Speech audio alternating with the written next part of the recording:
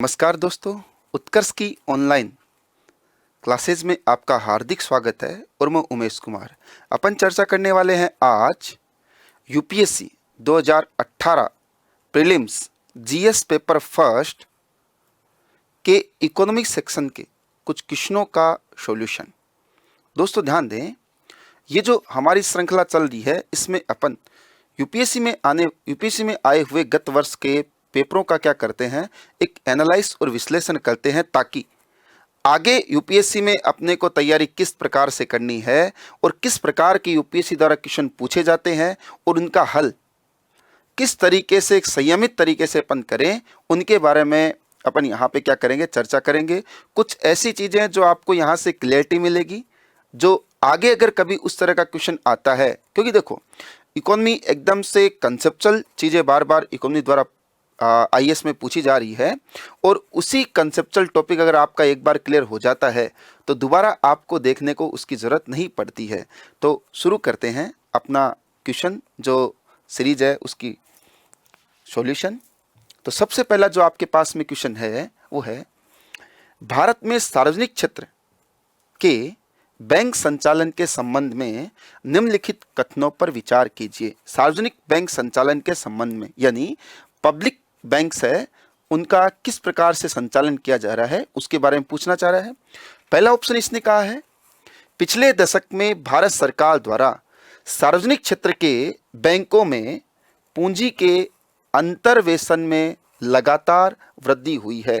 ध्यान देना, पूंजी के अंतर्वेशन से मतलब होता है सरकार के द्वारा बैंकों का कैपिटलाइजेशन किया जाना। पिछले दशक में भारत सरकार द्वारा सार्वजनिक क्षेत्र के बैंकों के पूंजी में अंतर्वेशन में लगातार वृद्धि हुई है। दूसरा ये कह रहा है, सार्वजनिक क्षेत्र के बैंकों को सुव्यवस्थित करने के लिए मूल भारतीय स्टेट बैंक के साथ उसके सहयोगी बैंकों का विलय किया गया है। तो दोस्तों अगर चर्चा की जाए तो ये दोनों के दोनों ऑप्शन क्या हैं, सही हैं। पहला, भारत सरकार द्वारा सार्वजनिक क्षेत्र के बैंकों के पूंजीकरण किया जा रहा है, बिल्कुल किया जा रहा है। सरकार के द्वारा 2016 में ही 2.11 लाख करोड़ रुपए का बैंकों का पूंजीकरण करने का क्या लिया गया था, निश्चय लिया गया था। 2018 में अरुण जेटली द्वारा जब बजट प्रस्तुत किया गया तो उसमें भी बैंकों के 65,000 करोड़ रुपए के पूंजीकरण की क्या की गई थी, बात की गई थी कि भाई बैंकों का क्या किया जाएगा, पूंजीकरण किया जाएगा। अकेले एसबीआई का 22,000 करोड़ से ज्यादा के साथ में पूंजीकरण किया गया है। कारण क्या, देखो अब मुद्दे की बात यह आती है कि पूंजीकरण से आपका क्या तात्पर्य है। तो पूंजीकरण से तात्पर्य हुआ कि भैया बैंकों को सरकार के द्वारा वित्त की उपलब्धता सुनिश्चित करना, यानी जब बैंकों के पास में पूंजी की कमी आती है उनके ऋण देने का स्तर बनाए रखने के लिए, क्योंकि अगर बैंक ऋण नहीं दे पाएंगे तो निवेश नहीं होगा और निवेश नहीं होगा तो उत्पादन नहीं होगा। तो सरकार का एक उद्देश्य रहता है कि निवेश ज्यादा रहे। उसके लिए जब बैंक की क्षमता समाप्त हो जाती है या बैंकों में इतनी क्षमता नहीं है तो सरकार अतिरिक्त स्रोत उनको उपलब्ध कराती है, इसे कहा जाता है बैंकों का पूंजीकरण। अब बैंकों का पूंजीकरण, पहली बात तो क्यों से मेरा तात्पर्य हुआ कि बैंकों के पास में पूंजी कम क्यों हुई। तो पिछले कुछ दिनों में अपन ने देखा था बैंकों का एनपीए क्या होता जा रहा है, बढ़ता जा रहा था। एनपीए का मतलब नॉन परफॉर्मिंग असेट्स। ये एनपीए असल में बैंकों के द्वारा दिया गया वह ऋण था जिसकी पुनर्वसूली नहीं हुई है। यानी हुआ क्या, जैसे मान लीजिए बैंक के पास में 100 रुपए थे, बैंक ने उसमें से 20 रुपए उधार दे दिए। कितने रुपए उधार दे दिए, 20 रुपए बैंक ने उसमें से उधार दे दिए। बैंक ने क्या सोचा था, ये 20 रुपए आएंगे और इसके साथ साथ में ब्याज और आएगा, लेकिन हुआ ये न तो 20 रुपए और न बैंक के पास में क्या आया, उसका ब्याज आया। अब बैंक के पास में कितने रुपए बचे, केवल 80 रुपए बचे। यानी बैंक की पहले क्षमता 100 रुपए उधार देने की थी, अब कितने रुपए उधार देने की हो गई, 80 रुपए उधार देने की हो गई। तो ये जो 20 रुपए ये क्या कहलाता है, ये कहलाता है एनपीए। ये एनपीए जैसे जैसे बढ़ता गया वैसे वैसे पूंजीकरण की आवश्यकता हुई और सरकार के द्वारा ये पूंजीकरण लगातार बैंकों का किया जा रहा है। 2020 तक सरकार द्वारा बैंकों का पूंजीकरण किया जाएगा और इसी पूंजीकरण के लिए सरकार के द्वारा एक योजना भी लाई गई है जिसका नाम था, 2015 में योजना लाई गई थी, मिशन इंद्रधनुष। मिशन इंद्रधनुष। मिशन इंद्रधनुष बैंकिंग सुधारों के लिए लाया गया एक 7 सूत्रीय कार्यक्रम था। इस 7 सूत्रीय कार्यक्रम का एक उद्देश्य बैंकों का पूंजीकरण भी था। इसके साथ साथ में नियुक्ति, जवाबदेहिता, बैंक ऑफ ब्यूरो, बैंकों का आपका अकाउंटेबिलिटी, ये सारे के सारे चरण इसमें क्या किए गए थे, शामिल किए गए थे। यानी अगर ये कहा जा रहा है अंतर्वेशन, इसके साथ साथ में एक शब्द क्या आ जाता है, mission Indradhanush. Same to same बात हो रही। दूसरा, क्यों किया गया इसके लिए क्योंकि एनपीए बढ़ता जा रहा था। अब इसमें इसने कहा सार्वजनिक क्षेत्र के बैंकों का सुस्थापित करने के लिए या सुव्यवस्थित करने के लिए इन्होंने क्या किया, एसबीआई का मर्जर किया, बिल्कुल किया है। आप सभी लोग जान रहे हो 2017 में एसबीआई बैंक के साथ में उसके 5 एसोसिएट बैंक और एक महिला बैंक को क्या कर दिया गया, विलय कर दिया गया। अगर अपन बात करें अप्रैल 2017 की, तो इस 2017 में एसबीआई बैंक में 5 उसके एसोसिएट बैंक यानी state bank of Hyderabad, state bank of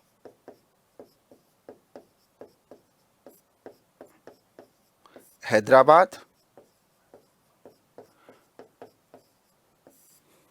state bank of Travancore, state bank of Travancore, state bank of Bikaner and Jaipur,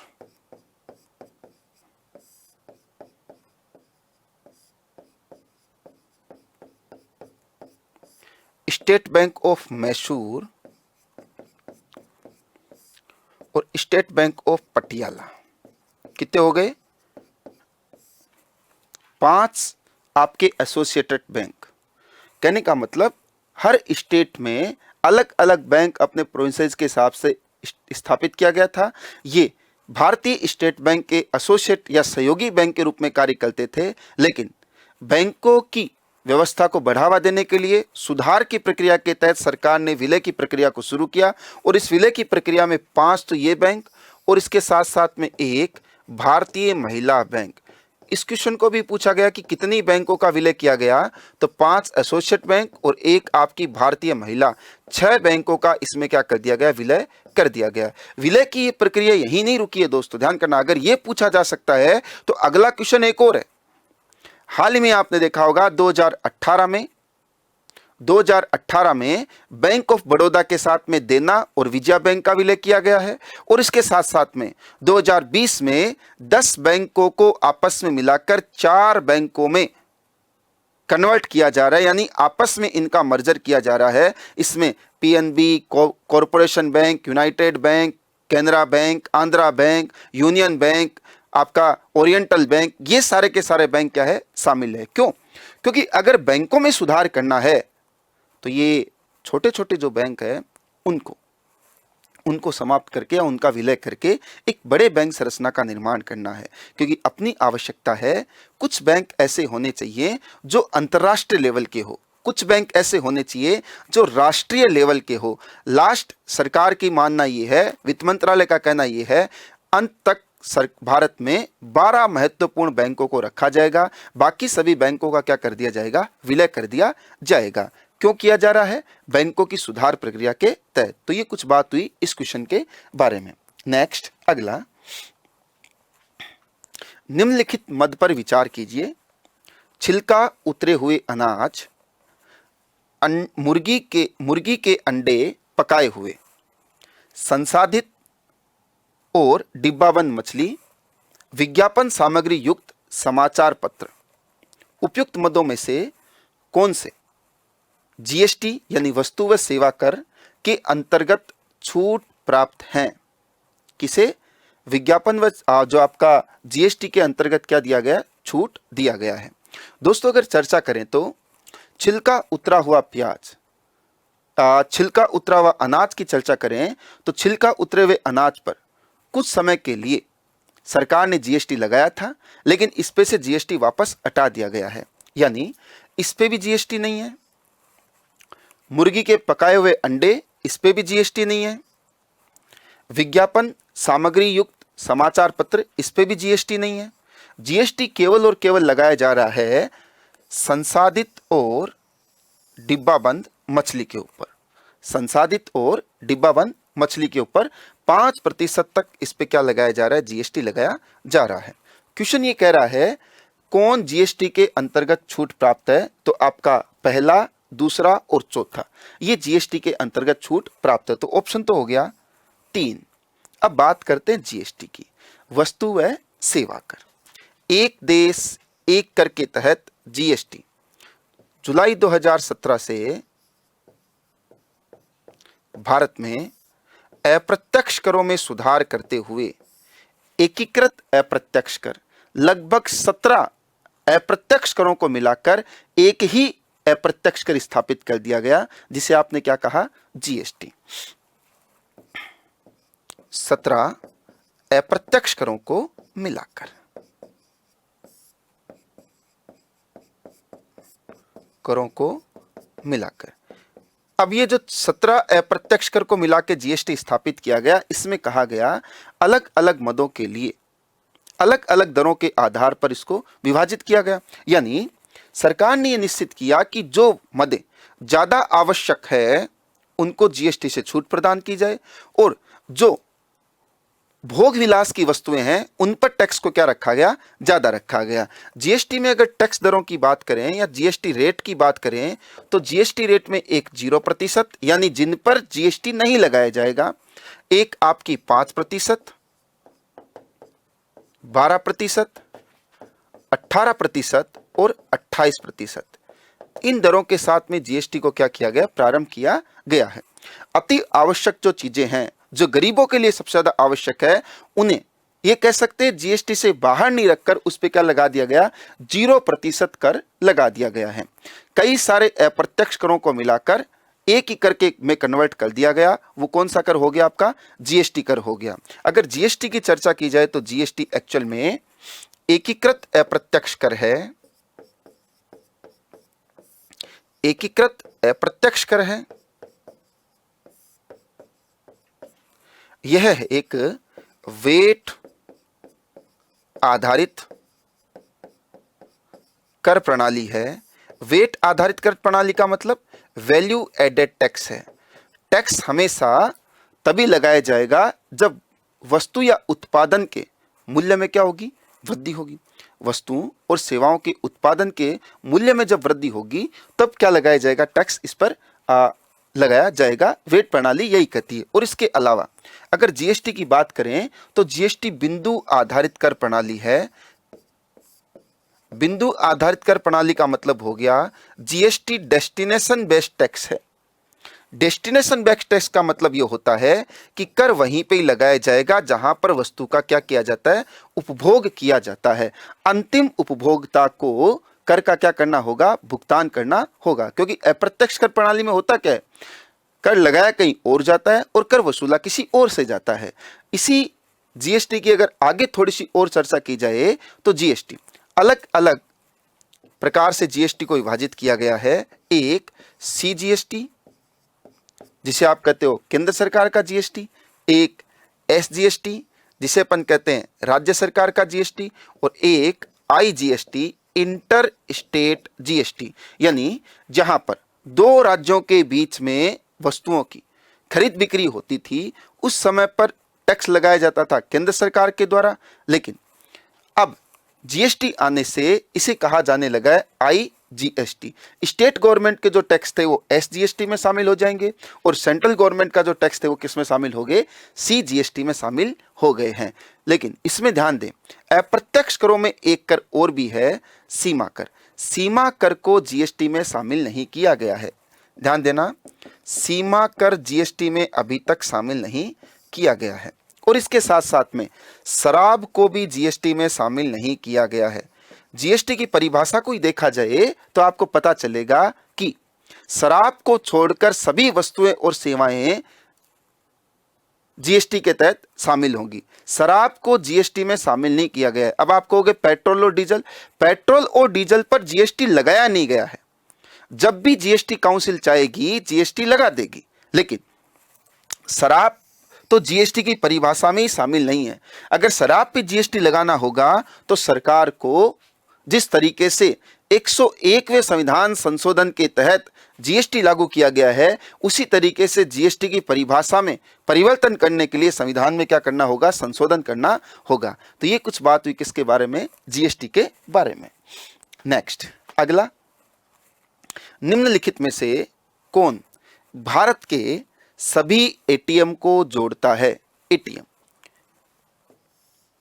automated teller machine, जिसमें आप बैंकों से क्रेडिट कार्ड और आपका डेबिट कार्ड, जो बैंक आपको क्रेडिट कार्ड और डेबिट कार्ड सुविधा उपलब्ध कराती है, आप इस मशीन की सहायता से अपने भुगतान को प्राप्त करते हैं। भारतीय बैंक एसोसिएशन, राष्ट्रीय प्रतिभूति निक्षेप लिमिटेड, भारतीय राष्ट्रीय भुगतान निगम और इसके साथ साथ भारतीय रिजर्व बैंक। दोस्तों ध्यान दो, भारत में जो एटीएम को जोड़ने का काम है वो है भारतीय राष्ट्रीय भुगतान निगम का। भारतीय राष्ट्रीय भुगतान निगम का। भारतीय राष्ट्रीय भुगतान निगम जितनी भी तरह की आपके गेटवे सुविधाएं होती हैं, जैसे आप फोन पे करते हो, गूगल पे करते हो, किसी भी तरह का पेमेंट करते हो, सभी का कार्य किसके द्वारा किया जाता है, ये भारतीय राष्ट्रीय भुगतान निगम के द्वारा। भारतीय राष्ट्रीय भुगतान निगम की स्थापना 2008 में की गई थी। नई दिल्ली में इसका मुख्यालय है। जितने भी तरह के जो आपके पेमेंट होते हैं ऑनलाइन, उनका निगरानी करने का काम इसी संगठन का होता है। 10 बैंकों के सहयोग से, प्रमोटरों के सहयोग से इस संगठन की स्थापना की गई है, जो कि पूरी की पूरी ऑनलाइन प्रणाली को देखने का क्या करता है, कार्य करता है। मुद्दा ये आता है एटीएम। अगर एटीएम की बात की जाए दोस्तों, तो ये ऑटोमेटेड टेलर मशीन है।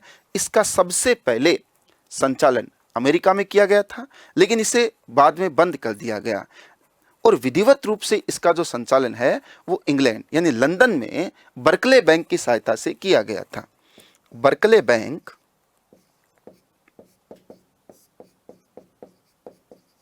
लंदन में 1967 में क्या प्रारंभ कर दिया गया था, एटीएम सुविधा प्रारंभ कर दी गई थी। अगर भारत की बात करेंगे तो भारत में जो एटीएम प्रणाली है वो 1987 में सबसे पहले एटीएम की शुरुआत की गई थी और ये एटीएम न तो भारत के किसी सार्वजनिक बैंक व निजी बैंक द्वारा शुरू किया गया, ये भारत में एक विदेशी बैंक के द्वारा शुरू किया गया था,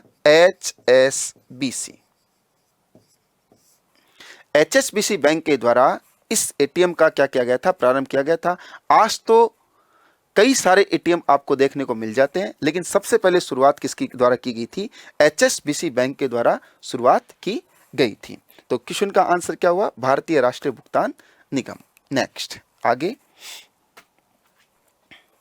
निम्नलिखित में से कौन सा एक कथन वैध मुद्रा, लीगल टेंडर मनी के अर्थ को सही वर्णित करता है।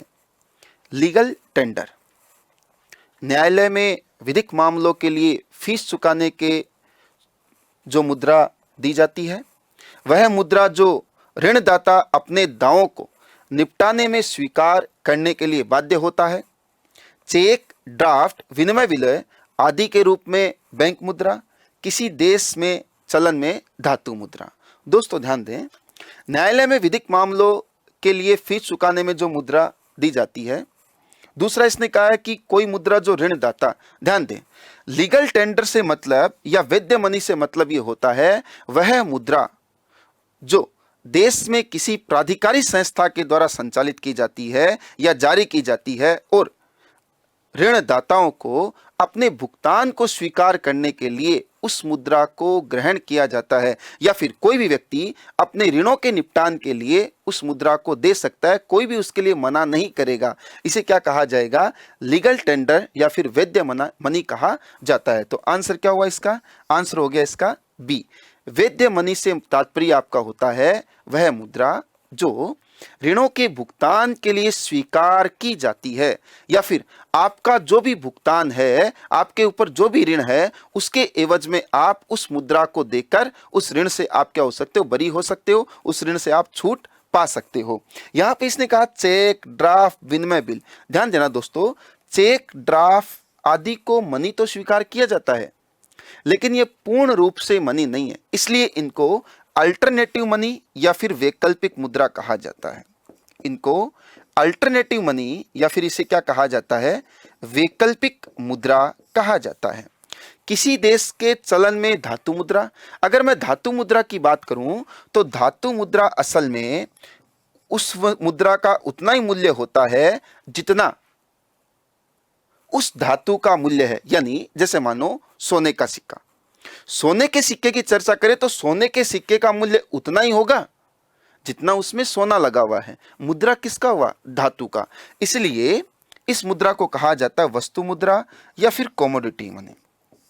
वस्तु मुद्रा या फिर कमोडिटी मनी, यानी मुद्रा वह जिसका मूल्य उतना ही हो जो उस वस्तु, जिस वस्तु से मुद्रा बनी है उस वस्तु का क्या है, मूल्य है। जिस वस्तु से मुद्रा बनी है उस वस्तु का जो मूल्य है, अगर वही मुद्रा का मूल्य है तो उसे क्या कहा जाता है, वस्तु मुद्रा कहा जाता है। तो ध्यान दे दोस्तों, यहां पर क्वेश्चन का आंसर क्या हो जाएगा, लीगल टेंडर आपका जो ऋणदाता अपने दावों को निपटाने में क्या करता है, स्वीकार करता है। वैसे देखा जाए तो मुद्रा की अगर मैं आपसे बात करूं, मनी की आपसे बात करें तो मनी से तात्पर्य क्या होता है, वह वस्तु जो विनिमय का माध्यम है, वह वस्तु जो विनिमय का माध्यम है तथा जिसमें खरीदने की क्या होती है, क्षमता होती है। विनिमय का माध्यम तथा जिसमें खरीदने की क्षमता होती है क्या कहलाती है, मुद्रा कहलाती है।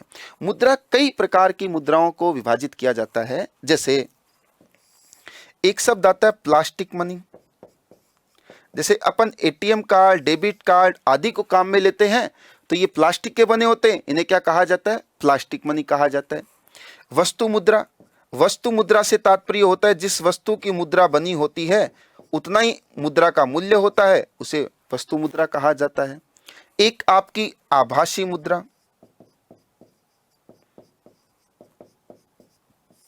वर्चुअल करेंसी, इंटरनेट की सहायता से तैयार और उसी की सहायता से उपयोग में ली जाने वाली मुद्रा क्या कहलाती है, आभासी मुद्रा कहलाती है। वैकल्पिक मुद्रा, वैकल्पिक मुद्रा की बात करें तो आपके चेक है, डीडी है, चालान है, ये किसकी श्रेणी में आते हैं, ये वैकल्पिक मुद्रा की श्रेणी में आते हैं। और इसके साथ साथ में एक आपका आता है टोकन मनी।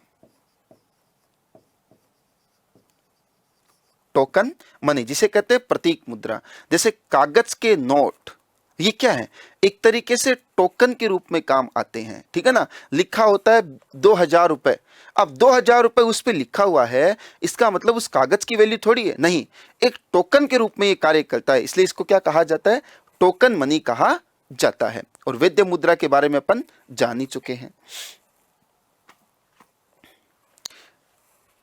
अगला क्वेश्चन है, यदि सरकार द्वारा कोई वस्तु जनता को निशुल्क उपलब्ध कराई जाती है तो, कोई भी वस्तु मान लीजिए सरकार निशुल्क दवा उपलब्ध करा रही है, निशुल्क वस्तु उपलब्ध कराई जाती है, मैं मान लेता हूं दवाई।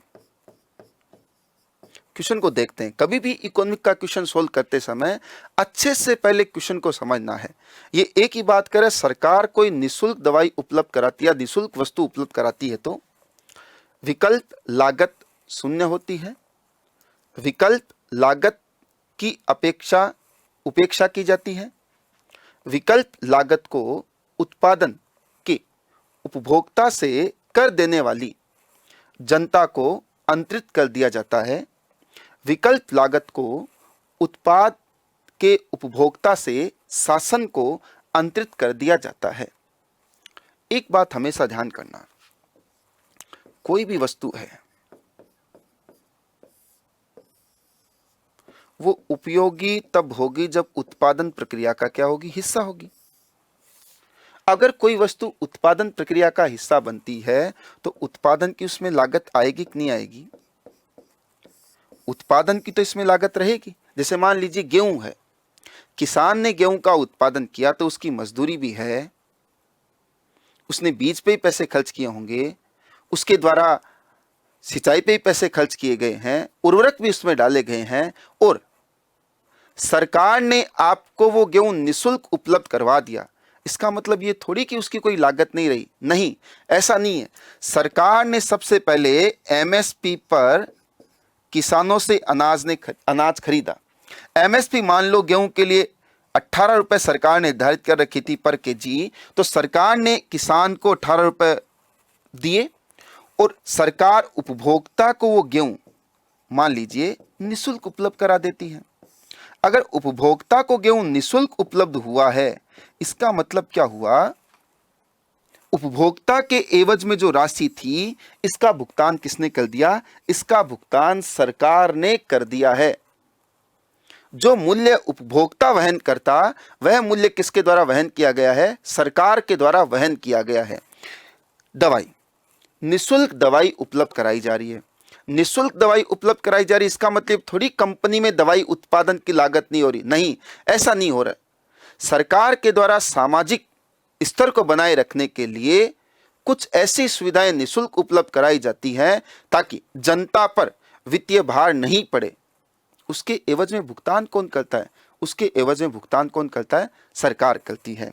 इसे कई बार सब्सिडी शब्द भी अपन काम में ले लेते हैं। अगर ये उद्योगों के लिए है तो इसे अपन क्या कह देते हैं, प्रोत्साहन शब्द अपन इसके बारे में उपयोग में लेते हैं। तो सब्सिडी और प्रोत्साहन की सहायता से सरकार के द्वारा ऐसा किया जाता है। तो ये हुआ विकल्प लागत को उत्पाद के उपभोक्ता से शासन को अंतरित कर दिया जाता है, यानी भुगतान किसने कर दिया, सरकार ने कर दिया। ये कह रहा है कि विकल्प की लागत शून्य होती, ऐसा तो नहीं हो सकता है, उत्पादन के दौरान पैसे तो लगेंगे। विकल्प लागत की उपेक्षा की जाती है, ऐसा भी नहीं हो सकता, अगर आप उपेक्षा करोगे तो आपको सामान देगा कौन।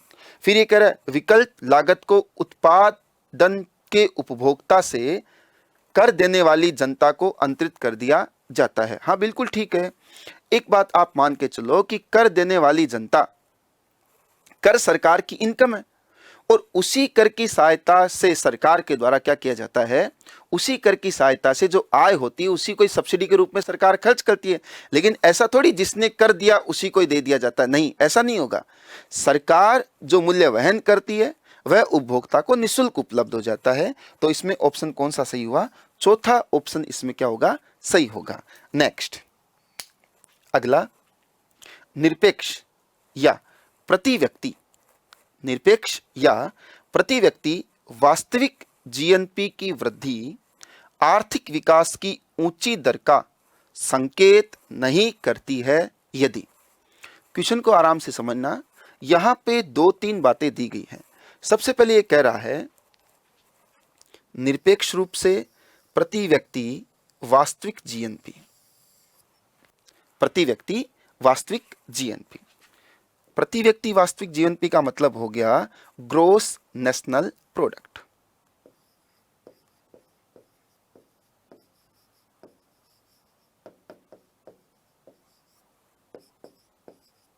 ग्रोस नेशनल प्रोडक्ट, और ये ग्रोस नेशनल प्रोडक्ट वास्तविक मूल्य पे ज्ञात किया जा रहा है और प्रति व्यक्ति आधार पर इसको ज्ञात करते हैं। प्रति व्यक्ति आधार पे ज्ञात करेंगे तो कैसे हो जाएगा, आपने जो भी वास्तविक जीएनपी है उसमें जनसंख्या का भाग दिया तो ये क्या आ जाएगा, प्रति व्यक्ति आधार पर जीएनपी में वृद्धि हो रही है। ये कह रहा है आर्थिक वृद्धि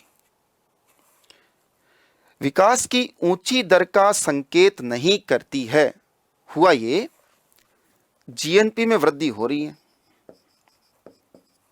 जीएनपी क्या है, ग्रोस नेशनल प्रोडक्ट। जीएनपी में वृद्धि होने का मतलब उत्पादन में वृद्धि। जीएनपी में वृद्धि होने का मतलब ये हो गया उत्पादन में क्या हो रही है, वृद्धि हो रही है। अगर उत्पादन में वृद्धि होगी तो किस में वृद्धि होगी, आय में वृद्धि होगी।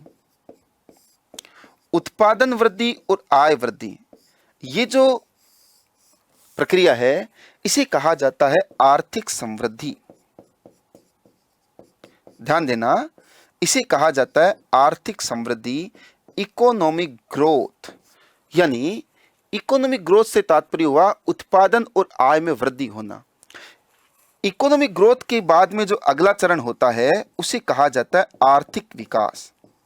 यदि इस आर्थिक समृद्धि का लाभ सभी को बराबर रूप से उपलब्ध कराया जाए, देश में असमानता में कमी हो, तो उसे कहा जाता है विकास। जैसे आर्थिक समृद्धि हुई, उसके एवज में सरकार ने शिक्षा है, स्वास्थ्य है, कोई नहर है, कोई पुल है, कोई आपके ब्रिज है, इनका निर्माण किया जाए, ये यहां पे वृद्धि की जाए, तो इसे कहा जाता है आर्थिक विकास। तो ध्यान देना दोस्तों, आर्थिक समृद्धि, आर्थिक विकास का, आर्थिक समृद्धि से आर्थिक विकास अगला चरण है।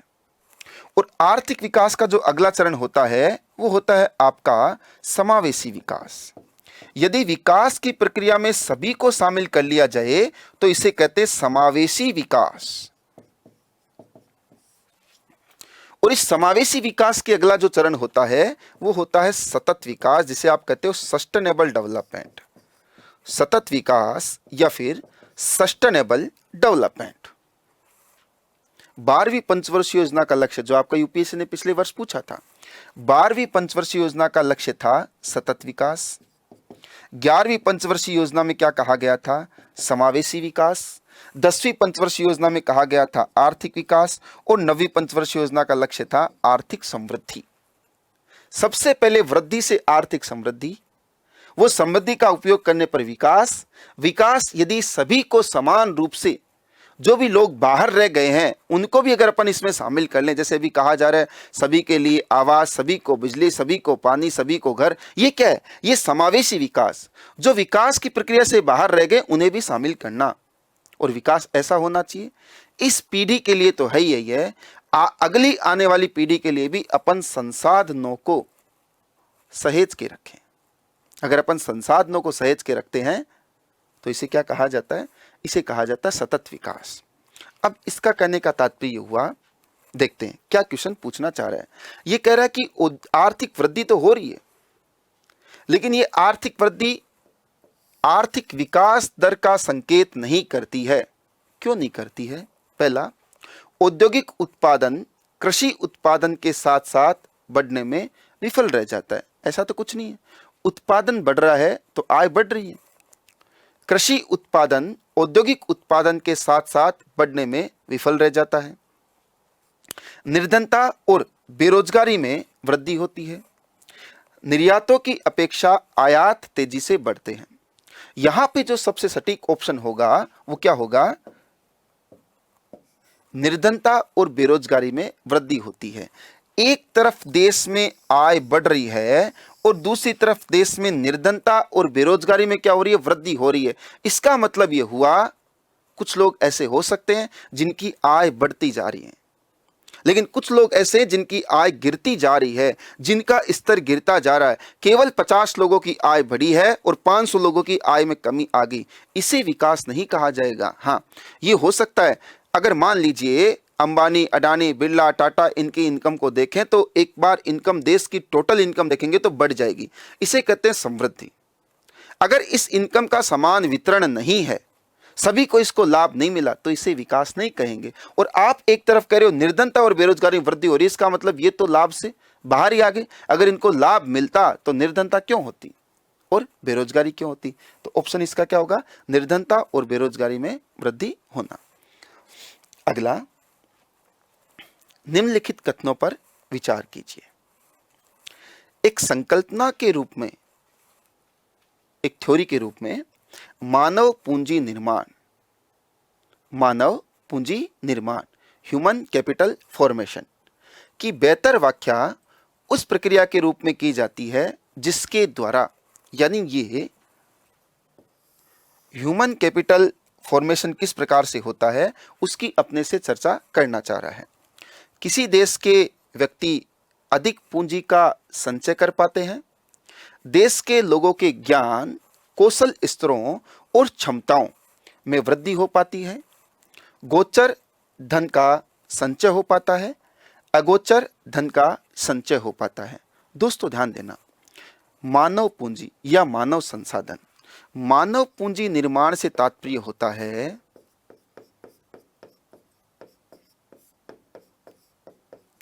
मानव पूंजी निर्माण से तात्पर्य होता है मानव की क्षमता, या फिर इसे कह सकते हैं मानव की कार्य क्षमता और मानव की कुशलता, यानी उसकी वर्किंग कैपेसिटी और उसकी दक्षता, कुशलता, या फिर एफिशिएंसी में वृद्धि हो, ये कब होगी?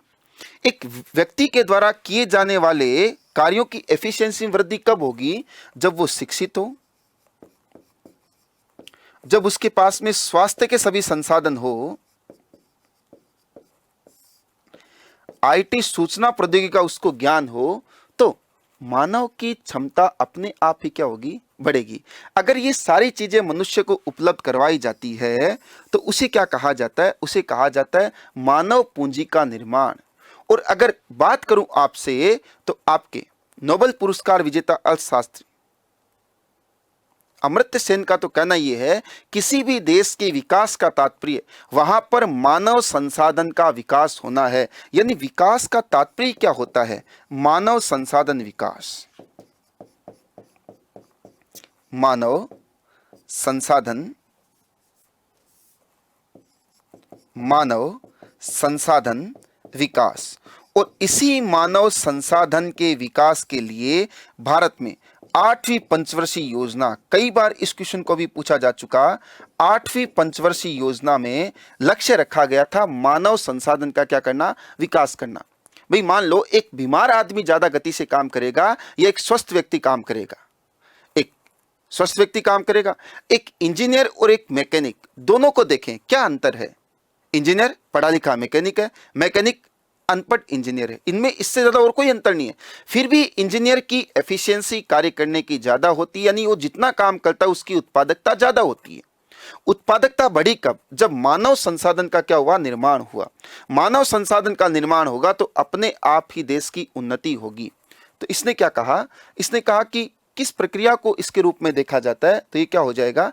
देश के लोगों के ज्ञान, कौशल, स्तरों व क्षमताओं में क्या होना? वृद्धि हो पाती है। तो इसका आंसर क्या हो गया? केवल 2। केवल 2 इस क्वेश्चन का क्या होगा? आंसर होगा। नेक्स्ट, अगला, उच्च बचत वाली अर्थव्यवस्था होते हुए भी किस कारण पूंजी निर्माण महत्वपूर्ण उत्पादन वृद्धि में परिमाणित नहीं हो पाता है? भारत के लिए कह रहा है कि उच्च बचत वाली अर्थव्यवस्था होते हुए भी भारत में जो बचत की दर है लगभग 30% से ज्यादा होती है। किस कारण पूंजी निर्माण महत्वपूर्ण उत्पादन वृद्धि में परिमाणित नहीं हो पाता है? ध्यान देना दोस्तों, कमजोर प्रशासन तंत्र, निरक्षरता, उच्च जनसंख्या घनत्व या फिर उच्च पूंजी उत्पादन अनुपात। वास्तव में इसका कारण क्या है? उच्च पूंजी उत्पादन अनुपात। तो आंसर इसका क्या होगा? उच्च पूंजी उत्पादन अनुपात। इसे क्या कहते हैं? Incremental capital output ratio. Incremental capital output ratio, इसे कहा जाता है आयकार। क्या है ये आयकार? ये आयकार जितना ज्यादा होगा उत्पादन दर उतनी ज्यादा क्या होगी? कम होगी। यानी उत्पादन में वृद्धि उतनी ज्यादा कम होगी। एक्चुअल में होता क्या है देखो, पूरी प्रक्रिया को समझें तो उत्पादन के लिए आवश्यकता होती है निवेश की, इन्वेस्टमेंट। विदाउट इन्वेस्टमेंट कोई भी प्रोडक्शन करना पॉसिबल नहीं है। इन्वेस्टमेंट कहां से आता है? इन्वेस्टमेंट आता है सेविंग से। तो फिर इसने कहा कि भी आपके देश में सेविंग तो है, सेविंग है तो निवेश भी ज्यादा होना चाहिए, और निवेश ज्यादा है तो उत्पादन भी ज्यादा होना चाहिए।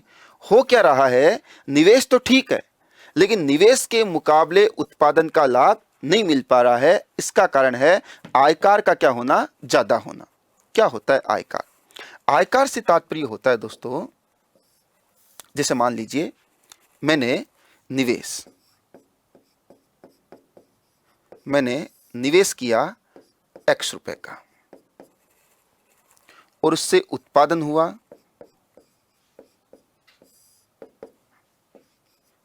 y रुपए का। निवेश किया x रुपए का और उत्पादन हुआ y रुपए का। तो आयकर आपका क्या होगा? आयकर आपका क्या होगा? निवेश पूंजी बटे उत्पादन, यानी प्रति इकाई उत्पादन में जो लागत आती है वो आपका आयकर आता है।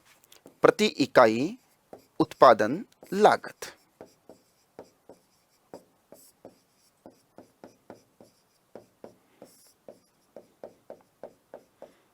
अगर प्रति इकाई उत्पादन लागत ज्यादा होगी तो क्या होगा? आयकर ज्यादा होगा, और आयकर ज्यादा होगा तो उत्पादन भी क्या हो जाएगा? कम हो जाएगा। जैसे मानिए अपन ने इन्वेस्ट किए थे 20 रुपए, 20 रुपए अपन ने निवेश किए, उत्पादन हुआ 5 रुपए का। उत्पादन कितने रुपए का हुआ? 5 रुपए का। तो आयकर कितना हो गया? आयकर हो गया 20/5 यानी 4। प्रति इकाई उत्पादन कितना प्राप्त हुआ अपने को? 4 रुपए का जो आपका उत्पादन लागत प्रति इकाई के लिए आई है। ये जैसे जैसे प्रति इकाई के लिए उत्पादन लागत कम होगी वैसे वैसे उत्पादन की जो गति है वो भी बढ़ेगी और उत्पादन बढ़ेगा। एक्चुअल में होता क्या है, जैसे जैसे आपके पास में तकनीक, जैसे जैसे आपके पास में तकनीक और कुशलता बढ़ती जाती है वैसे वैसे उत्पादन की लागत में क्या आती जाती है? कमी आती जाती है। भारत जैसे देश में अभी तक उत्पादन की लागत ज्यादा है। कारण क्या है? आपके द्वारा उत्पादन के लिए उपयुक्त प्रक्रियाओं को नहीं अपनाया जा रहा। आज भी हालात आप ये देख सकते हो, किसान बैलों की सहायता से अपने खेतों को जोत रहे हैं। अरे भैया, दुनिया चांद पे पहुंच गई और आप वहीं पे अटके हो। तो हाथों से काम करने की, मशीन से काम करने की गति में अंतर होता है। चाइना का सामान सस्ता क्यों? कारण क्या? वहां की जो उत्पादन लागत है वो क्या आता है? कम आता है, क्योंकि वहां पर अवसंरचना का विकास हो चुका है, वहां पर तकनीक ज्यादा है, वहां पर कुशलता क्या है? ज्यादा है। तो अब आपने एक बात कही थी कि भाई आपको 2025 तक या फिर अगले 5 सालों में $5 ट्रिलियन की इकोनॉमी बनना है। अब $5 ट्रिलियन की इकोनॉमी बनने के लिए आपके पास में इन्वेस्टमेंट होना चाहिए। अब ये इन्वेस्टमेंट जितना ज्यादा होगा, इन्वेस्टमेंट इतने ज्यादा इन्वेस्टमेंट की आपको आवश्यकता होगी जितना ज्यादा आयकर भी आपका क्या होगा? ज्यादा होगा। अगर आयकर कम हो तो इन्वेस्टमेंट क्या होगा? कम आवश्यक होगा, और आयकर ज्यादा होगा तो इन्वेस्टमेंट आपको क्या चाहिएगा? कम चाहिएगा। तो हमेशा ध्यान करना, वृद्धि दर को प्रभावित करने वाला जो सूचक होता है वो कौन सा होता है?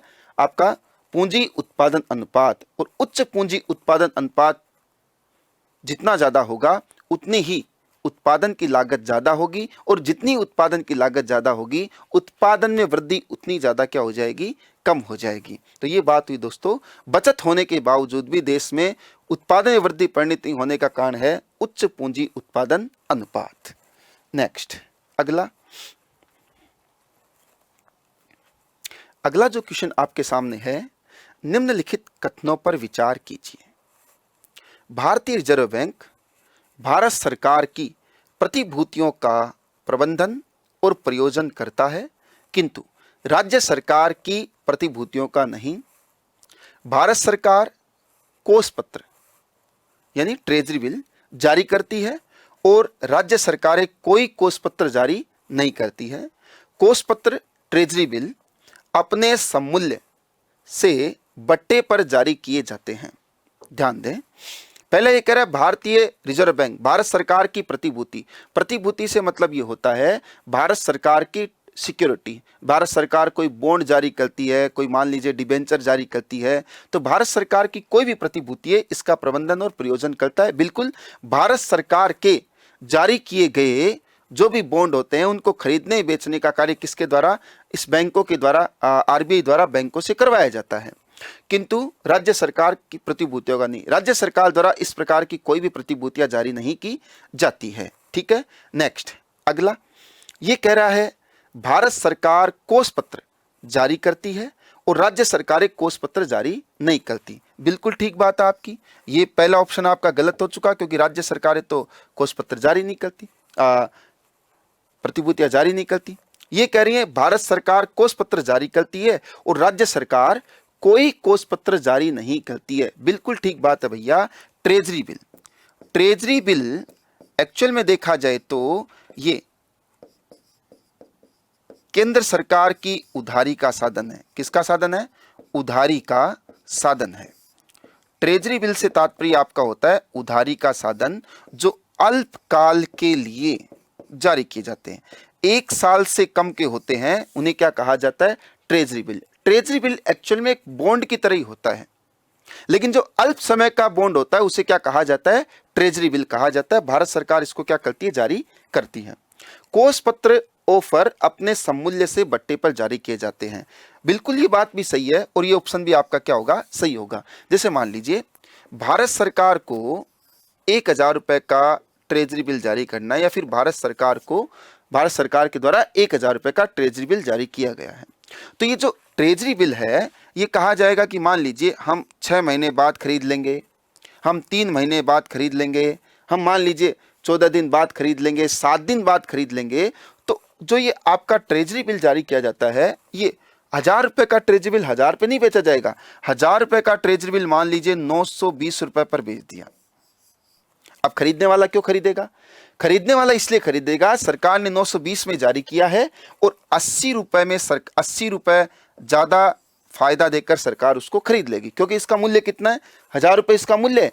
920 में सरकार ने बेचा, खरीदने वाले को 80 रुपए का लाभ हो जाएगा। या तो ये आप कह दो खरीदने वाले को 80 रुपए का लाभ हो गया, या इस ब्याज दर से सरकार ने क्या कराया है? इसको लाभ उपलब्ध कराया है। तो इस प्रकार से कभी भी इसे अपने मूल्य से कम पर ही क्या किया जाता है? बेचा जाता है। यानी इसका जो फेस वैल्यू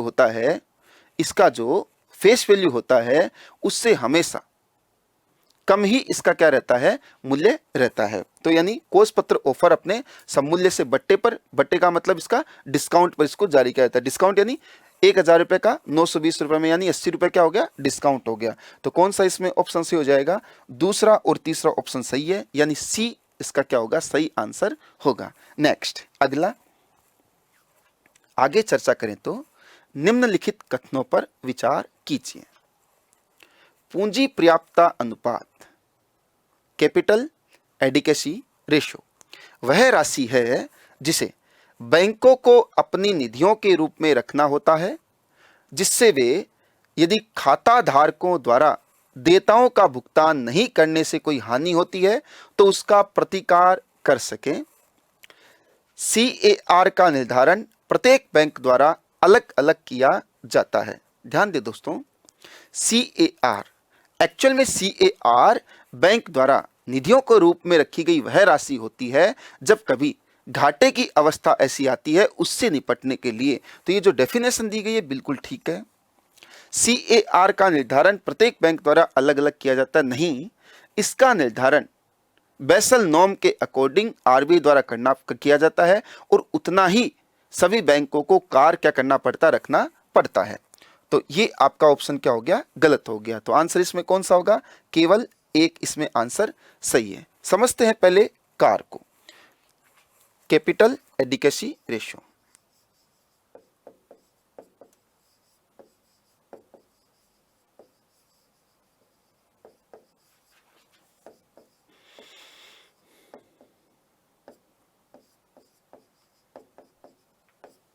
कार, ध्यान देना दोस्तों, इसे credit to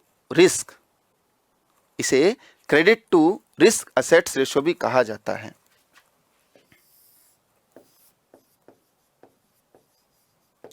credit to risk asset ratio भी कहा जाता है। यानी इसे क्या कहेंगे? CRAR भी इसके बारे में काम में शब्द लिया जाता है। दोनों एक ही बात है, कैपिटल एडिकेसी रेशो कार। देखो होता क्या है, कार की अगर बात की जाए तो कार बैंक के पास में रखी गई कैपिटल उस अनुपात में जितना इसने क्या दे रखा है? आपका लोन दे रखा है, या फिर इसने एसेट्स क्या कर रखे हैं? जनरेट कर रखे हैं। तो यानी रिस्क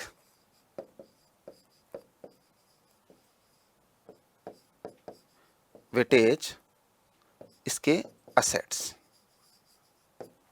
या फिर ये कह सकते हैं इसकी जो रिस्क असेट्स है उनके अनुपात में बैंक के द्वारा जो कैपिटल रखा जाता है उसे क्या कहा जाता है, उसे कहा जाता है कार, CAR, कार। देखिए एक बैंक है, अगर बैंक की आपसे चर्चा की जाए तो बैंक करती क्या है? बैंक लोगों की जमा स्वीकार करती है और बैंक लोगों को लोन देती है। बैंक लोगों को क्या देती है? लोन देती है। जब बैंक के द्वारा जमा स्वीकार की जाती है उस समय पर बैंक की लायबिलिटी या फिर इसे क्या कहते हैं, बैंक की देनदारी क्या होती है? बढ़ती है। जैसे मान लीजिए आपने बैंक में पैसे जमा करा दिए तो बैंक आपको उस पैसे का भुगतान करेगी, यानी बैंक की देनदारी आपके प्रति बढ़ गई है।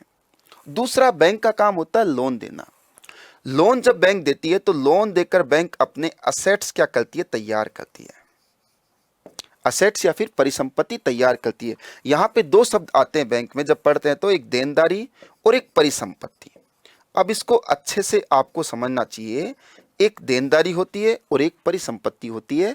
जब बैंक जमा लेता है उसकी देनदारी बढ़ती है, लोन देता है उसकी परिसंपत्ति बढ़ती है। बैंक के द्वारा इन दोनों ही स्थिति में ब्याज दरों का अंतर होता है। आपने जब जमा कराया आपको 4% ब्याज दिया, आपने जब लोन लिया आपसे 8% ब्याज लिया। तो दोनों के बीच में जो 4% है वो बैंक का क्या हो जाता है? लाभ हो जाता है। तो लाभ कमाने के लिए बैंक द्वारा परिसंपत्ति का सृजन किया जाता है। मान लीजिए बैंक ने लोन दिया, ये लोन बैंक सरकार को दे सकता है, यानी सरकार की परिसंपत्ति में निवेश कर सकता है। असेट्स सरकार की परिसंपत्ति के लिए सरकार ने माल्या को लोन दे दिया और सरकार ने किसी आम आदमी को लोन दे दिया।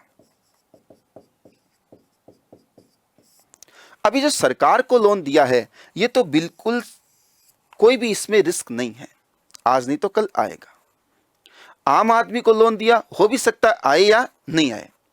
लेकिन विजय माल्या को लोन दे दिया, अब बैंक को पता चल गया ये पैसा तो भैया डूब गया है या ये पैसा रिस्की है। तो ये पैसा जब रिस्की है तो ये जमा कराने वाला ये थोड़ी कहेगा कि आपने माल्या को दिया, सरकार को दिया कि एक आदमी को दिया। ये तो अपना पैसा मांगने के लिए आएगा कि नहीं आएगा? और जिस समय पर ये अपना पैसा मांगने के लिए आए उस समय पर बैंक हाथ खड़े नहीं कर दे, बैंक करप्ट नहीं हो जाए। इसीलिए जो इस रिस्क असेट्स के एवज में बैंक के पास में जो पैसे जमा रखे जाते हैं उन्हें कहा जाता है, उन दोनों का अनुपात जो निकलता है वो क्या कहलाता है? रिस्क वेटेज असेट्स या फिर capital upon risk weightage assets, इसे कहते हैं कार। जैसे मान लीजिए बैंक के द्वारा 100 रुपए उधार दिए गए तो 20 रुपए बैंक ने उस स्थिति में अपने लाभ में से निकाल लिए कि मान लो अगर बाई चांस ये 100 रुपए डूब जाते हैं तो अपने ये पैसे क्या आएंगे? काम आएंगे, जिससे बैंक बैंकरप्ट नहीं हो। इसे कहा जाता है कैपिटल एडिक्वेसी रेशियो। तो क्लियर हुआ होगा। एक्चुअल में वो पूंजी होती है बैंक के पास में जो उस अनुपात में रखी जाती है जिस अनुपात में बैंक ने क्या उपलब्ध कराया गया है? असेट्स उपलब्ध कराया है। तो असेट्स और कैपिटल का अनुपात जो होता है वो कैपिटल एडिक्वेसी रेशियो कहलाता है। वैसे देखा जाए तो इसको आप शब्द से समझ सकते हो। कैपिटल, कैपिटल का मतलब हो गया पूंजी, कैपिटल का मतलब हो गया पूंजी। एडिक्वेसी का मतलब पर्याप्तता।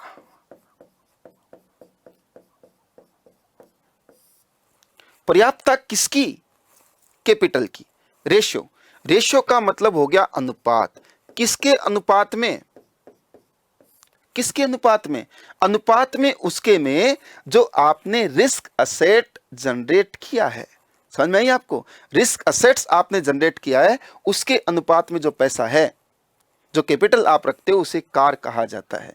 ये कार बैंकों को करप्ट होने से बचाता है, बैंकों को डूबने से बचाता है। यानी उस स्थिति में जब बिल्कुल नुकसान की स्थिति आ जाती है तो बैंक चलाना संभव नहीं है, उस समय पर इस पूंजी का क्या किया जाता है? प्रयोग किया जाता है। इसे टीयर 1 टीयर 2 भागों में क्या किया जाता है? विभाजित किया जाता है। टीयर 1 वो पूंजी होती है जो आसानी से काम में ले जाती है, और टीयर 2 अगर पूंजी उपयोग किसी बैंक के द्वारा किया जा रहा है इसका मतलब बैंक की स्थिति बड़ी गड़बड़ हो चुकी है। ये आपका कहलाता है कार। अब देखो कार कितना होना चाहिए? इसका निर्धारण किया जाता है बेसल नॉर्म के अकॉर्डिंग। कई बार आप शब्द पढ़ते हो बेसल नॉर्म, या इसे कहा जाता है बेसल नियम। बेसल नियम, बेसल नियम की आपसे चर्चा करूं तो ये नियम इंटरनेशनल बैंक ऑफ सेटलमेंट आपकी स्विट्जरलैंड में स्थित एक संस्था है जो केंद्रीय बैंकों का एक संगठन है। 60 से ज्यादा केंद्रीय बैंक इस संगठन में क्या है, सम्मिलित है, बेसल में स्थित है। और यहां पर एक कमेटी के द्वारा नियमों का निर्धारण किया जाता है। बेसल फर्स्ट, बेसल सेकेंड और बेसल थर्ड। 2011 में बेसल थर्ड आया था या बेसल 3 आया था, जिसे भारत में मार्च 2019 से क्या किया गया, अपनाया गया है। बेसल नियम में कहा गया था कार, बेसल नियम में कहा गया था कार 8% होना चाहिए, लेकिन आरबीआई के द्वारा जो कार का निर्धारण किया गया है वो 9%। तो ध्यान करना, बेसल नियम के अकॉर्डिंग भारत में कितने प्रतिशत कार का निर्धारण किया गया है, 9% कार का यहां पे निर्धारण किया गया है। यानी कार कितना होना चाहिए, कुल असेट्स का जो आपका रिस्क असेट्स है उसका 9% किस में रखा जाना चाहिए, कार पूंजी के रूप में रखा जाना चाहिए। तो इसका मतलब ये हुआ हर बैंक के लिए अलग अलग नहीं होता है, एक ही दर निर्धारित होती है। वर्तमान में भारत में बेसल 3 के तहत कितना है, 9% कार निर्धारित किया गया है। नेक्स्ट, अगला क्वेश्चन, कभी कभी समाचारों में आने वाले पद व्यापारी छूट दर, मर्चेंट डिस्काउंट रेट, एमडीआर को निम्नलिखित में से कौन सा सबसे सही स्पष्ट करता है। मर्चेंट डिस्काउंट रेट दोस्तों क्या होता है, पहले इसको समझते हैं। एमडीआर,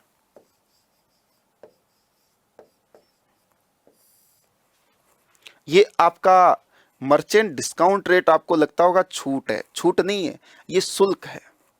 एक्चुअल में ये छूट नहीं है, ये क्या है, शुल्क है।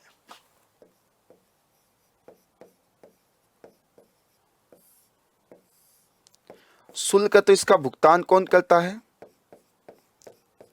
इसका भुगतान करता है व्यापारी। क्यों या कब करता है व्यापारी भुगतान, व्यापारी भुगतान तब करता है जब व्यापारी द्वारा बेचे गए सामान का ऑनलाइन पेमेंट लिया जाता है। बेचे गए सामान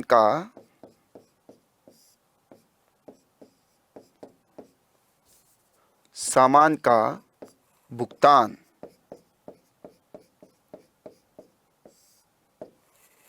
पेमेंट गेटवे जो भी मान लीजिए होता है, पेमेंट गेटवे, जैसे मान लीजिए आपका कोई भी एटीएम कार्ड है, कोई भी आपका क्रेडिट कार्ड है, फोन पे है, गूगल पे है, अगर इनकी सहायता से कोई व्यापारी पेमेंट लेता है तो उसके ऊपर शुल्क उसको भुगतान करना पड़ता है। ये लगभग कई बार 0.9% है, 0.1% है, 0.2% है, जिसमें मात्रा में हो सकता है।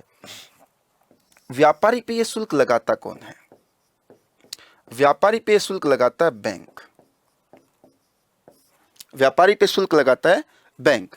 व्यापारी को भुगतान कौन करता है, ग्राहक। एक ए नाम के शोरूम पर फ्रिज बेचा गया, ग्राहक ने पेमेंट एटीएम कार्ड से कर दिया, तो जैसे ही भुगतानकर्ता द्वारा यानी बैंक के द्वारा जिसने व्यापारी के अकाउंट में पैसे ट्रांसफर किए हैं उसके द्वारा जो शुल्क लिया जाता है वो शुल्क क्या कहलाता है, आपका एमडीआर कहलाता है। ये शुल्क जो बैंक भुगतान व्यवस्था में शामिल है वो, जैसे मान लीजिए ग्राहक के पास में एटीएम कार्ड था एसबीआई का, दुकानदार के पास में पोस्ट जो मशीन लगी थी, पॉइंट ऑफ सेल मशीन लगी थी, वो लगी थी पीएनबी बैंक की। और पेमेंट गेटवे जो होते हैं जैसे मान लीजिए मास्टर, वीजा, ये सारे के सारे तीनों आपस में इस लाभ का क्या करते हैं, मास्टर और वीजा, जो मेस्ट्रो और वीजा जो भी आपके हैं, ये तीनों के तीनों आपस में लाभ का क्या करते हैं, विभाजन करते हैं। एक पहला वो जिस बैंक का एटीएम कार्ड था, दूसरा वो जिस बैंक ने भुगतान सुविधा उपलब्ध कराई है, और तीसरा जो आपका पेमेंट गेटवे है। एमडीआर के लिए कहा गया है 2020 से इसे 2000 तक के भुगतान पर क्या कर दिया जाएगा, समाप्त कर दिया जाएगा। बाकी अगर बड़ा भुगतान है तो उस पर लिया जाएगा। वैसे देखा जाए तो ये चर्चा का विषय इसलिए रहता है, एक तरफ तो आप ऑनलाइन पेमेंट को बढ़ावा देने की बात करते हो और दूसरी तरफ ये जो आपका शुल्क है, इसके कारण से कई बार आपने देखा होगा, कई बार दुकान पे जाते हैं, फ्रिज खरीदते हैं, अपन कहा कितने रुपए का, बंदे ने कहा 27,000 रुपए का। अपन जैसे ही कार्ड निकालते हैं, बंदा कहते हैं इसके ऊपर 350 रुपए एक्स्ट्रा और लगेंगे। अपन कहते हैं काहे के भैया, बैंक हमसे पेमेंट लेती है। तो ये जो आपका एमडीआर है, मर्चेंट डिस्काउंट रेट है, ये व्यापारियों द्वारा ऑनलाइन पेमेंट लेने पर जो शुल्क लगाया जाता है उसे एमडीआर कहा जाता है। तो अब आते हैं क्वेश्चन की तरफ। क्या कह रहा है क्वेश्चन, किसी बैंक द्वारा किसी व्यापारी को उस बैंक के डेबिट कार्ड के माध्यम से भुगतान स्वीकार करने के लिए दिया जाने वाला प्रोत्साहन, भैया प्रोत्साहन नहीं है, ये तो एक्चुअल में टैक्स है। यह बैंकों द्वारा अपने ग्राहकों को वस्तुओं और सेवाओं के क्रय करने हेतु वित्तीय लेन देन के लिए डेबिट कार्ड का प्रयोग करने पर वापस दी जाने वाली राशि है। नहीं भैया, वापस दी जाने वाली राशि नहीं है। यह बैंक द्वारा किसी व्यापारी पर अपने ग्राहक के डेबिट कार्ड से भुगतान लेने पर लगाया जाने वाला शुल्क है। व्यापारी पर कौन लगाता है, बैंक। व्यापारी पर बैंक लगाता है, वो शुल्क क्या कहलाता है, वो शुल्क कहलाता है दोस्तों एमडीआर। तो ये क्या हो गया दोस्तों, सी इसका ऑप्शन क्या होगा, सही होगा। या फिर अगला ऑप्शन ये कह रहा है, व्यापारियों को ग्राहकों से पॉइंट ऑफ सेल, पोश मशीनों और डेबिट कार्ड के माध्यम से डिजिटल भुगतान को बढ़ावा देने के लिए दिया जाने वाला प्रोत्साहन। नहीं भैया, ये प्रोत्साहन नहीं है, ये तो एक्चुअल में देखने में क्या लगता है, छूट है। तो छूट का मतलब प्रोत्साहन होगा, नहीं, प्रोत्साहन नहीं है, ये एक तरह का शुल्क है जो बैंक द्वारा लगाया जाता है, उस बैंक द्वारा जिसके बंदे ने भुगतान किया है और जहां से भुगतान लिया गया है और जो गेटवे का उपयोग किया गया, तीनों आपस में पैसे का क्या कर लेते हैं, बंटवारा कर लेते हैं। तो ये बात हुई आपकी एमडीआर के बारे में। नेक्स्ट अगला, अप्रवासी सत्वों द्वारा दी जा रही ऑनलाइन विज्ञापन सेवाओं पर भारत द्वारा 6% समकरण कर लगाए जाने के निर्णय के संदर्भ में निम्नलिखित में से कौन सा कथन सही है। ध्यान देना, पहले तो क्वेश्चन को आराम से समझो। अप्रवासी सत्व, अप्रवासी सत्व का मतलब ये हो गया जो आपका नॉन रेजिडेंस है उसके द्वारा कोई भी सेवा उपलब्ध कराई जा रही है ऑनलाइन विज्ञापन से संबंधित। जैसे मान लीजिए फेसबुक हो गया, गूगल हो गया, जब भी आप इनको देखते हो तो यहाँ पर क्या आते रहते हैं, ऑनलाइन विज्ञापन आते रहते हैं। सरकार के द्वारा विज्ञापन पे कर वसूल किया जाता है। अब इस प्लेटफॉर्म के ऊपर भी सरकार ने क्या लगा दिया, कर लगा दिया है। लगाए जाने के निर्णय समकरण कर, जो आपका इक्विलेटरल टैक्स है या इक्विलेटरल लेवी है, ये लगाए जाने के निर्णय के संदर्भ में कौन सी बात सही है। सरकार के द्वारा जो इक्विलेटर लेवी है वो 2017 में भारत सरकार के द्वारा आपका समकरण लेवी या फिर इसे कहते हैं इक्विलेटरल टैक्स, जो किसके लिए लगाई गई, ऑनलाइन विज्ञापनों के ऊपर। ऑनलाइन विज्ञापन, ऑनलाइन विज्ञापन जो साइटों पे आते हैं, जैसे आपने यूट्यूब खोला, विज्ञापन आया एक, आपने कोई वीडियो नहीं देखा, उससे पहले विज्ञापन आया, फेसबुक आप देख रहे हो, विज्ञापन आया। तो जो ऑनलाइन साइटों पर विज्ञापन आ रहे हैं उनके ऊपर भी टैक्स, अगर मान लीजिए उन पर टैक्स नहीं लगाया जाएगा तो जो विज्ञापन जिस प्रकार से आ रहे हैं वो तो सारे के सारे बंद ही हो जाएंगे। अखबारों में जो विज्ञापन आ रहे हैं या फिर मान लीजिए किसी प्रिंट मीडिया या फिर आप मान लीजिए मीडिया पे जो विज्ञापन, टेलीविजन पे विज्ञापन आते हैं या फिर कोई मान लीजिए रोड पे विज्ञापन लगाता है, तो उस सभी को समानता प्रदान करने के लिए इस तरह के टैक्स का आरोपण किया गया था। यह कह रहा है यह कर अधिनियम, यह आयकर अधिनियम के भाग के रूप में लागू किया गया। आयकर अधिनियम 1961 के तहत उसको लागू किया गया नहीं भैया, ये आयकर के अधिनियम के तहत इसे लागू नहीं किया गया है। इसके तहत सरकार के द्वारा अलग से एक अधिनियम क्या किया गया, एक अलग से नियम बनाया गया है, आयकर नियम में शामिल नहीं है। पहला ऑप्शन गलत है। दूसरा, भारत में विज्ञापन सेवाएं देने वाली अप्रवासी सत्व जो भी आपकी कंपनियां हैं अपने गृह देश में दोहरे कराधान बचाव समझौते के अंतर्गत टैक्स क्रेडिट का दावा कर सकते हैं। ध्यान देना भैया, इस ऑनलाइन विज्ञापन प्रक्रिया को दोहरे टैक्स बचाव समझौते, डबल टैक्सेशन जो आपका रूल है उसके तहत इसमें शामिल नहीं किया गया है। ध्यान देना भैया, इसे डबल टैक्सेशन एविडेंस जो आपका एग्रीमेंट है DTAA, इसके तहत इसमें इसको शामिल नहीं किया गया है। तो ये बात भी इसमें क्या होगी, गलत होगी, न तो एक होगा और न इसका ऑप्शन दूसरा होगा। तो इसमें आंसर कौन सा हो जाएगा, आंसर इसमें सही होगा डी। मुद्दे की बात ये आती है जो आपका दोहरे कराधान से बचाव समझौता, डबल टैक्सेशन एविडेंस एग्रीमेंट, जो आपका डबल टैक्सेशन अवॉइडेंस एग्रीमेंट, ये क्या है? देखो होता क्या है कि एक व्यापारी है जो सिंगापुर में है,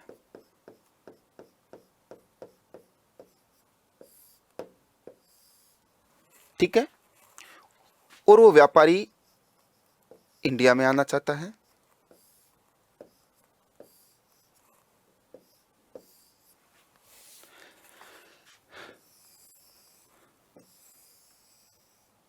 व्यापारी ने इस सिंगापुर में लाभ कमाया, ठीक है, सिंगापुर में इस व्यापारी ने लाभ कमाया। अगर सिंगापुर में व्यापारी लाभ कमाता है तो उसे यहां पे कर देना पड़ता है। हो गया। अब ये व्यापारी अपने लाभ का निवेश करने के लिए इंडिया आना चाहता है। जब इंडिया में निवेश करने के लिए आना चाहता है तो यहां पे इससे वापस से क्या लिया जाएगा, टैक्स लिया जाएगा। एक ही आय पर दो बार टैक्स, एक व्यापारी दो बार टैक्स देगा। इसी घटना को, ये जो आपका डबल टैक्स था, ये जो आपका दोहरा करारोपण था, इस दोहरा करारोपण से बचने के लिए अगर भारत और सिंगापुर में समझौता कर लिया जाए, इसे कहते हैं double taxation avoidance agreement. Bharat और सिंगापुर आपस में समझौता कर लेंगे। अब व्यापारी को केवल और केवल एक ही जगह पर टैक्स देना है। कौन सी जगह पर? मान लीजिए सिंगापुर में आए के तो सिंगापुर में टैक्स देना है। अब सिंगापुर से सीधे कहां पे आ सकते हैं आप? भारत पे आ सकते हैं। भारत सरकार आपसे कोई भी टैक्स नहीं लेगी। इसी कारण से आपने देखा होगा भारत में मॉरिशस और सिंगापुर से ज्यादा इन्वेस्टमेंट आता था, क्योंकि भारत ने उनके साथ में आपका दोहरा करारोपण एग्रीमेंट कर रखा है। अगर दोहरा करारोपण एग्रीमेंट कर रखा है तो ये लोग यहां से निवेश लेके भारत में आते तो इनको पैसे नहीं देने पड़ेंगे। लेकिन इसमें समस्या क्या आई? इसमें समस्या यह आई कि कोई मान लीजिए अमेरिका है, अमेरिका में व्यक्ति कोई कमा रहा है, अमेरिका के साथ में अपना दोहरा करारोपण एग्रीमेंट नहीं है। लेकिन सिंगापुर ने क्या किया? सिंगापुर ने यह किया कि कोई भी निवेशक हमारे देश में आएंगे तो हम उनको कुछ छूट प्रदान करेंगे। अब हुआ क्या? हुआ ये कि किसी भी अमेरिकन को अगर भारत आना है तो उसे टैक्स देना पड़ेगा। लेकिन वही अमेरिकी सिंगापुर से भारत आए तो उसको टैक्स नहीं देना पड़ेगा। तो अब हुआ क्या? अमेरिका सीधा पहुंचा सिंगापुर, सिंगापुर ने सिंगापुर में यहां पे छूट दे रखी है, तो इसने न तो यहां पे टैक्स दिया और यहां से सीधा कहां पे आ गया? भारत आ गया। सिंगापुर में कोई काम नहीं, इसका कुछ नहीं करता है, केवल यहां पे आके भारत में क्या दिखा दिया कि भारत में कह दिया कि हम कहां से हैं? सिंगापुर से हैं। अब भारत सरकार टैक्स नहीं ले सकती है, क्योंकि इसके साथ तो क्या हुआ? समझौता हुआ। अब इससे भारत सरकार को क्या हुआ है? नुकसान हुआ है। इससे भारत सरकार को क्या हो रहा है? नुकसान हो रहा है, जिसके कारण से कई देशों के साथ में जो अपन ने एग्रीमेंट कर रखे हैं, इनमें वापस से क्या किया जा रहा है? सुधार किया जा रहा है। तो ये बात हुई दोस्तों किसकी? जो आपका डबल टैक्सेशन अवॉइडेंस एग्रीमेंट है उसके बारे में। जब दो देश आपस में समझौता करते हैं करों के दोहरे रोपण से बचाव करने के लिए, लेकिन इसका व्यापारी क्या उठाते हैं? अनावश्यक फायदा उठा लेते हैं। नेक्स्ट, अगला नेक्स्ट क्वेश्चन जो दे रखा है, राजकोषीय दायित्व व बजट प्रबंधन समीक्षा समिति के प्रतिवेदन में सिफारिश की गई कि 2023 तक केंद्र व राज्य सरकारों को मिलाकर ऋण जीडीपी अनुपात 60% रखा जाए, जिसमें केंद्र सरकार के लिए 40% और राज्य सरकार के लिए 20% हो। राज्य सरकारों के जीडीपी के 49% की तुलना में केंद्र सरकार के लिए जीडीपी का 21% घरेलू देय तय हैं। भारत के संविधान के अनुसार यदि किसी राज्य के पास केंद्र सरकार की बकाया देयताएं हैं तो उसे कोई भी ऋण लेने से पहले केंद्र सरकार से सहमति लेना अनिवार्य है। दोस्तों ध्यान दो, ये पूरा का पूरा क्वेश्चन आपका जो डिपेंड है वो एफआरबीएम एक्ट पे डिपेंड है। बात करते हैं एक बार पहले एफआरबीएम की, फिर उसके बाद में इस क्वेश्चन पर आते हैं। देखिए, एफआरबीएम एक्ट 2003 यानी financial responsibility and budgetary management act 2003 2003 में एक्ट लाया गया था। उस 2003 में यह एक्ट लाने का कारण था कि सरकार का घाटा बढ़ता जा रहा था। अब सरकार पर एक वास्तव में उनको अगर आय और व्यय का अपन ने काम दिया तो उनका एक प्रबंधन भी होना चाहिए और उनकी भी तो कोई रिस्पॉन्सिबिलिटी है कि वो घाटे को क्या करे, कंट्रोल करे, ज्यादातर वो घाटा नहीं बढ़ाए। इसलिए सरकार के लिए ये आपका वित्तीय समावेशन को या फिर इसे कहा जा सकता है राजकोषीय समेकन को बढ़ावा देने के लिए यह एक्ट लाया गया था। इसे कहा जाता है फिस्कल कंसोलिडेशन, राजकोषीय समेकन। राजकोषीय समेकन को बढ़ावा देने के लिए यह एक्ट लाया गया था। इसमें क्या कहा गया? इसमें कहा गया 2007-8 तक राजस्व घाटा 0%, राजस्व घाटा 0%, राजकोषीय घाटा 2007-8 तक हर वर्ष 0.3% कम करते हुए इसे 3% के स्तर पर लेके आना है। राजकोषीय घाटे को कितने प्रतिशत के स्तर पर लेके आना है? 3% के स्तर पर लेके आना है। इसके साथ साथ में इसने ये बात और कही कि प्रत्येक राज्य भी अपने यहां पर एफआरबीएम एक्ट की घोषणा करे। प्रत्येक राज्य स्टेट एफआरबीएम को क्या करे? लागू करे, जिससे राज्य भी अपने घाटे में क्या करेंगे? कमी करेगी। लेकिन 2007-8 तक इसके लक्ष्य को प्राप्त करना था। आप सभी लोग जान रहे हो 2007-8 में मंदी आती है और उस मंदी के दौरान सरकार के खर्च में कमी नहीं, सरकार के खर्च में वृद्धि होती है। 2007-8 तक इस लक्ष्य को प्राप्त नहीं किया गया। 2011-12 निर्धारित किया गया नहीं, 17-18 नहीं। अब 2017 में इसी एफआरबीएम एक्ट की समीक्षा करने के लिए एनके सिंह समिति का गठन किया गया और एनके सिंह समिति का कार्य था, ध्यान दे भैया, एनके सिंह समिति का कार्य था एफआरबीएम की समीक्षा।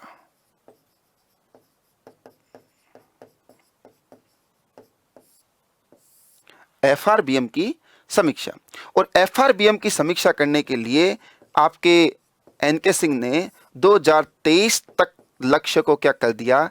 निर्धारित कर दिया कि जो भी लक्ष्य प्राप्त करने हैं, कब तक प्राप्त करने हैं? 2023 तक प्राप्त करने, 2022-23 तक। इसने कहा राजस्व घाटा 0.8% 2023 तक, राजकोषीय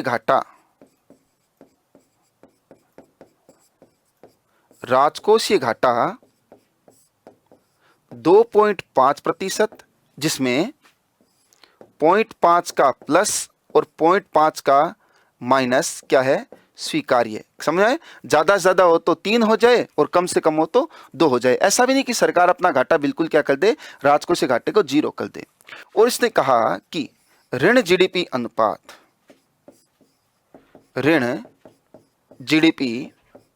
अनुपात, ये जो आपका ऋण जीडीपी अनुपात है ये 60% होना चाहिए, जिसमें से केंद्र सरकार का कितना होगा?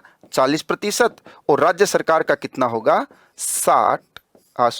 20%। तो टोटल कितना हो जाएगा? टोटल हो गया ये 60% हो गया। तो ये कुछ बातें इस एनके सिंह समिति की समीक्षा में कही गई थी, जो एफआरबीएम की समीक्षा के लिए क्या की गई थी? लागू की गई थी। तो इसी समिति के तहत आते हैं इस क्वेश्चन पे। अब आपको क्वेश्चन समझ में आएगा। 2023 तक केंद्र व राज्य को मिलाकर ऋण जीडीपी 60 और 40 और 20 के हिस्से में। बिल्कुल ये बात क्या है, सही है। राज्य सरकारों के जीडीपी के 49% की तुलना में केंद्र सरकार के लिए जीडीपी का 21% घरेलू देयताएं हैं। नहीं, ऐसा नहीं है। नेक्स्ट, अगला, भारत के संविधान के अनुसार, बिल्कुल आपकी बात ठीक है, यदि किसी राज्य के पास केंद्र की बकाया देयताएं हैं तो उसे ऋण लेने से पहले केंद्र सरकार से सहमति लेनी होगी। बिल्कुल ऐसा ही होता है, केंद्र सरकार से सहमति लेनी होगी अगर आपने केंद्र सरकार का ऋण नहीं चुकाया है तो ऑप्शन इसका पहला और तीसरा क्या होगा, सही होगा। तो तीसरा आंसर इसमें सही होगा, आंसर होगा इसका सी। नेक्स्ट, अगला जो क्वेश्चन है आपका, निम्नलिखित कथनों पर विचार कीजिए। पिछले 5 वर्षों में आयातित खाद्य तेलों की मात्रा खाद्य तेलों के घरेलू उत्पादन से अधिक रही है। आयातित खाद्य तेलों की मात्रा खाद्य तेलों के घरेलू उत्पादन से अधिक रही है। सरकार विशेष स्थिति के तौर पर सभी आयातित खाद्य तेलों पर किसी प्रकार का सीमा शुल्क नहीं लगाती है। पहला ये कह रहा है कि आयातित खाद्य तेलों की मात्रा खाद्य तेलों के घरेलू उत्पादन से अधिक रही है। बिल्कुल ये बात ठीक है, खाद्य तेलों की आयातित मात्रा घरेलू उत्पादन से अधिक ही रही है।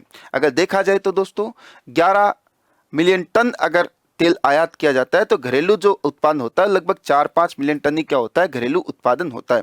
ज्यादातर तेल का अपने को क्या करना पड़ता है, आयात करना पड़ता है। इसी कारण से वर्तमान में अपन ने तिलहन मिशन की क्या कर रखी है, शुरुआत कर रखी है। इसीलिए अपन ने तिलहन मिशन की क्या कर रखी है, शुरुआत कर रखी है, जिससे तेल उत्पादन को बढ़ाया जा सके। खाद्यान्न तेल उत्पादन कब बढ़ेगा, जब तिलहन का उत्पादन में क्या होगी, वृद्धि होगी। हरित क्रांति के दौरान अपन ने खाद्यान्न उत्पादन में तो आत्मनिर्भरता प्राप्त कर ली, लेकिन पीली क्रांति के दौरान अपन ने तिलहन को बढ़ाया तो है, लेकिन उस तरीके से नहीं बढ़ पाए जिस तरीके से अपनी मांग की क्या कर सके, पूर्ति कर सके। सरकार विशेष स्थिति के तौर पर सभी आयातित खाद्य तेलों पर किसी प्रकार का सीमा शुल्क नहीं लगाती है, ऐसा नहीं है। सरकार के द्वारा खाद्य तेल की आयात पर सीमा शुल्क लगाया जाता है। 2, 3, 5% की दर से सरकार के द्वारा आपका पोम ऑयल हो, मूंगफली का ऑयल हो, सरसों का तेल हो, जो भी सोयाबीन ऑयल हो, जो भी अपन आयात करते हैं उस पर टैक्स लगाती है। इसका मतलब ये हुआ, अभी आपने देखा होगा कुछ दिन पहले पोम ऑयल वाला विवाद चला था। पोम ऑयल का अपन आयात करते थे किसके साथ में, मलेशिया के साथ में। मलेशिया के साथ में कुछ उठापटक होने से ही सरकार ने उसको कहां पे स्थानांतरित कर दिया, इंडोनेशिया के लिए स्थानांतरित कर दिया। तो ये भी आपका अभी आयात वाला जो मुद्दा है वो बड़ा चर्चा का क्या रहा है, विषय रहा है। तो ये कुछ बात हुई। इससे जो क्वेश्चन इसका जो आंसर होगा वो होगा केवल एक, यानी सरकार के द्वारा जो आयातित तेल है उन पर क्या लगाया जाता है, टैक्स लगाया जाता है। तो ये कुछ क्वेश्चन थे जो सिविल सर्विस एग्जाम 2018 में पूछे गए थे इकोनॉमी से। दोस्तों धन्यवाद सभी का, आप सभी लोगों का दिन शुभ हो, मंगलमय हो।